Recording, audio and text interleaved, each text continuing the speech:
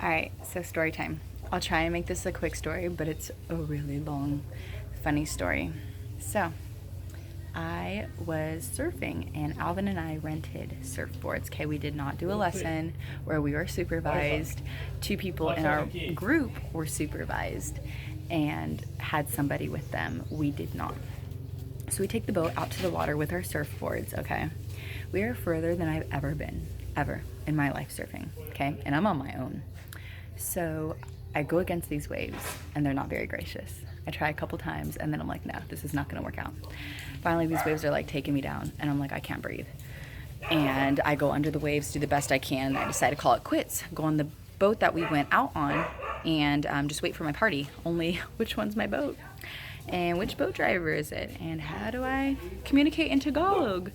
And I looked behind me and Alvin's uncle was like, that boat right there. I was like, okay. And so I don't know what happened, but I did not go on that boat, guys. I swam way out, like the other opposite way. And I actually went on the wrong boat. Yep, I'm on the wrong boat with someone who I can't communicate with.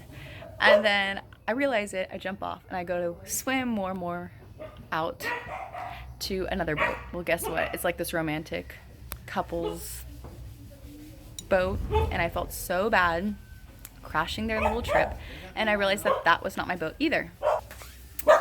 So anyways, I look at this couple and I'm like, I'm so sorry I'm crashing your time and I'm lost and out to sea. And they're like, you could take our boat and go back and forth if you want. I was like, no, we'll just go where you're going and maybe I'll find my group, hopefully, because at that point I couldn't find Alvin or anybody and I couldn't communicate. It was like really scary.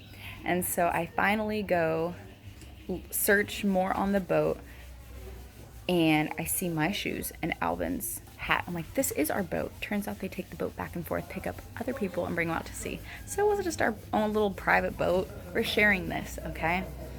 So then I felt a little bit better. Alvin came over and smiles like, hey, were you waiting this whole time? And I just looked at him like, are you kidding me? I went boat to boat. Waves took me down. Can't even breathe right now. Thought I was gonna get kidnapped. Crashed a honeymoon. I'm like, yep. Waited the whole time. So that's my little story. That's now almost 3 minutes long. But I made it alive to tell the tale, and that is all that counts.